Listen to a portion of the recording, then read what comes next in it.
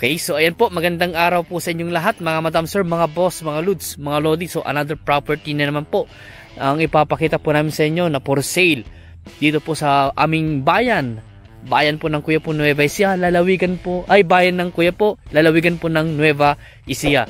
So ito pong property ito ay farmland po siya, o residential farmland. Meron na rin po kasing kubo po dyan. So ito pong property na to ay fully fenced na po siya. At ano po niya ay naka bakod na rin po ito, fully fenced, naka cyclone wire, naka bob wire po siya, takas naka concrete post po siya. So along farm to market road po itong property na ito. So nakikita nyo po na rough road pa po siya, pero siguro ang layo po niya sa sementadong daan, siguro na sa mga ano po siguro to. Simula doon po sa ano po sa may boundary po doon hanggang sa may sementado, siguro sa 300 meters. So kanyang frontage po, ang haba po nasa kulang-kulang 300 meters po yung kanyang frontage, hanggang doon pa po yan. So may dalawang gate po ito. Dito sa harapan, may gate po dito, tas doon sa banda roon may gate po doon. So yun nga lang po, kung mag-viewing po kayo ay kailangan po talaga yung mataas yung pangilalim, yung mga 4x4 po na kagaya po ng mga Raptor, Ranger, mga ganyan po, o Hilux. Yun po ang pwedeng pumasok po dito.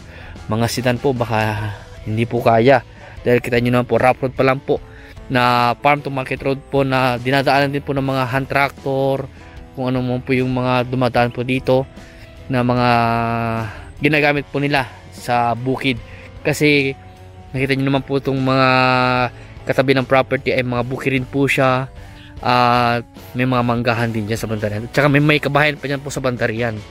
So hindi pa po nila naayos itong hindi pa ng semento, pero at least meron na po silang daan na farm to market road po. So pasukin natin itong property nito, at papakita ko po sa inyo yung loob ng property na ito. Ayan. So papakita ko po sa inyo iba-ibang part ng property po na ito. Okay, so ito po yung loob po ng property.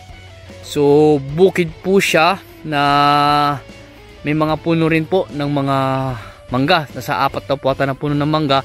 And then meron po itong 3 fish pan. Sa tingin ko nga po ay may mga laman yung fish pan po nila. At meron na rin pong kubo. Ayan, 2 yung kubo. Power line, naka-install na rin po. May power line na rin po yan, naka-install na.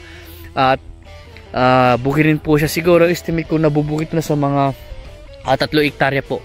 Kasi ang area po nito, yung suot po ng property is 36,371, o 3 hectare and 6,371 square meter po ito, o 3.6 hectare po na mahigit ang land area ng property po nito. At ito po ay mayroon pong presyo na boss, 250 boss?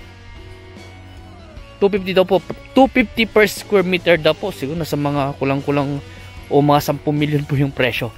Ano nyo na lang po, i-multiply nyo na lang po, 36,371 times 250 po per square meter, at iyon na po yung price po ng property nito. At kung tinatanong nyo po na negotiable, ano boss, negotiable pa tao? Pag-usapan nila.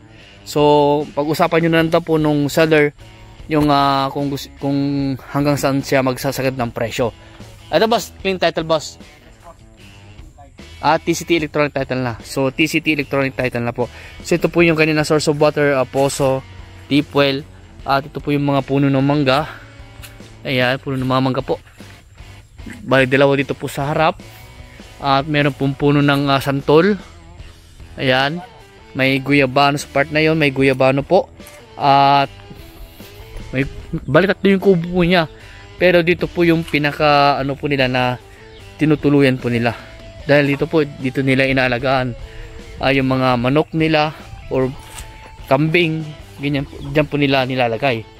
Doon pala ito yung mga alaga nilang mga pato.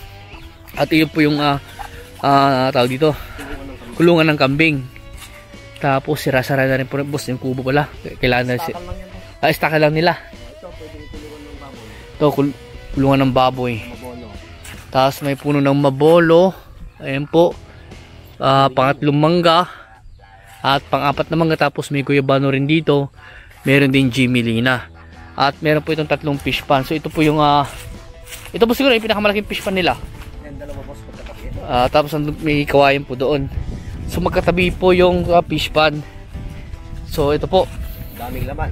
Ang daming laman, oh. Kasama na sa bentahan yan, boss, kaya? Oo, lahat yan. Ay, kasama na sa bentahan lahat.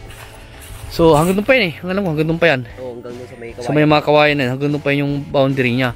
So 3.6 hectare po na mahigit. Dito sa tilapia naman. So hito tsaka tilapia. Ayun, may mga laki ng tilapia, oh.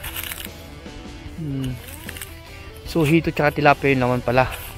Mga ilan kaya laman ito, boss? 10,000 na tilapia. O 10,000 nilaman niya. Ayan.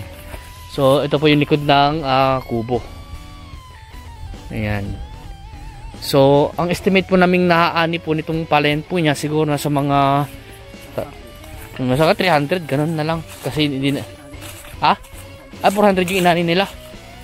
400 yung inani daw po nila itong nakaraang taniman po o nakaraang anihan. So punta natin yung isa pang fish pond. Kasi yung isang fish pond doon sa bandor niya eh. Sa harap. Kaya nakikita niyo po sa drone video po yung iba-ibang part ng property na ito. Ano boss, may kopya kayo ng title? Mayroon ba? Pakisan sa akin, boss, para may flash yung sa screen para makita rin nila na titulado itong property nito. Ayan. So at maganda rin po ito, may mga mountain view po, oh. Ayan, oh. Mountain view. Mount Bulayla, Mount Amrong, South po ng Pangasinan, tsaka Nueva Ecija, yan, nahati po dyan. Mga bulubundukin po ng Carvalho, ayan. Tapos, sa part nito, Sierra Madre, ayan po, Sierra Madre po yan.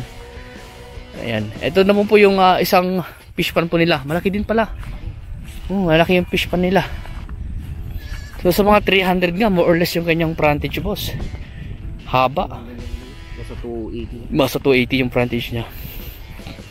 Dagdagan mo na, boss. 300 mo na. More or less na lang. Ayan. So dito rin po may mga puno rin po ng mga saging. Tsaka papaya. Ayan po. Ang mga nakatanim dito. May akasya rin pala. So ito yung nila, fish pa nila malaki. Ano, babae pa yan, boss? Parehas na malalaki yan, boss. Ha? Parehas na malalaki. Malalim yan. Malalim din yan. So puntan natin. Ayan, natin sa dahan-dahan natin. Baka madulas tayo. Ay, nako, delikado. Okay. Ayan. Ayan. So ito po yung kanyang pangalawang fish pond po ito. Itong pinapakita ko po sa inyo. At ito nga po, may mga puno ng saging sa part na yan. Ayan, yung mga puno ng saging po. Ganun din yun naman, boss. Nasa 10,000 din. Ayan. Okay, nasa 10,000 din daw po yung kanyang laman. Sabi ni Boss Ronald. So yung kawain, boss, nasakop no yung kawain na yun. Tapos may mga puno ng akasya, ano tawag doon yun, yung sampalok. Tapos andun yung pinakabakod na po eh. Kaya full fence na po yung buong property. Hindi niya na po kailangang bakuran. Ang gagawin na lang po siguro dito, i-maintain na po. At tas andito po yung bundok po ng bangkay dito sa bayan po ng Kuya po. Yung andyan po yung isang tourist spot na tinatawag na Kulusba Hills o Rancho de Cabiliw. Para po siyang New Zealand ng style. So punta pa natin yung ibang part baka sakali at makita nyo rin po. At siyempre mas maganda po na panoorin nyo po yung kanyang drone video dahil makikita nyo po yung kabuuan po ng property. Okay, so ito po yung likod ng property po, likod ng property. Ayan. At doon po yung isang binibenta po namin na property po, yung isang hektarya. So magkalapit lang po sila. Reason kung bakit binibenta, boss, alam mo yung reason, boss? Hindi na maasikaso. So kaya po ibinibenta na daw po nung may-ari dahil hindi na daw po nila maasikaso. Taga Cavite yung may-ari.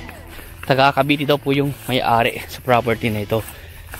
So hindi na po nila maasikaso kaya ang ginagawa na lang po is ibibenta na lang po nila. At ulitin ko po, ito po ay umani daw po ng 400 kaban. Itong palayan po nila. Ang estimate ko nasa 3 hektarya ito, boss, no?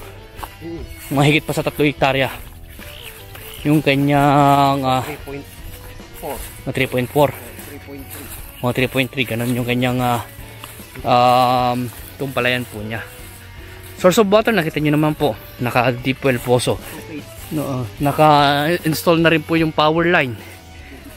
Naka two-phase na ano. Tapos, at ayun po. Ayan.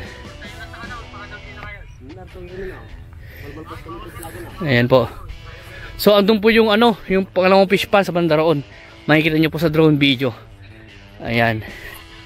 So, kung gusto nyo po mag-viewing sa property nito, mag-schedule lang po kayo para masamahan po namin kayo dito sa property. Ayan. So, hanggang dito po muna. So, please follow and subscribe para sa ibang mga property po na binablog po namin. So, maraming salamat po and God bless.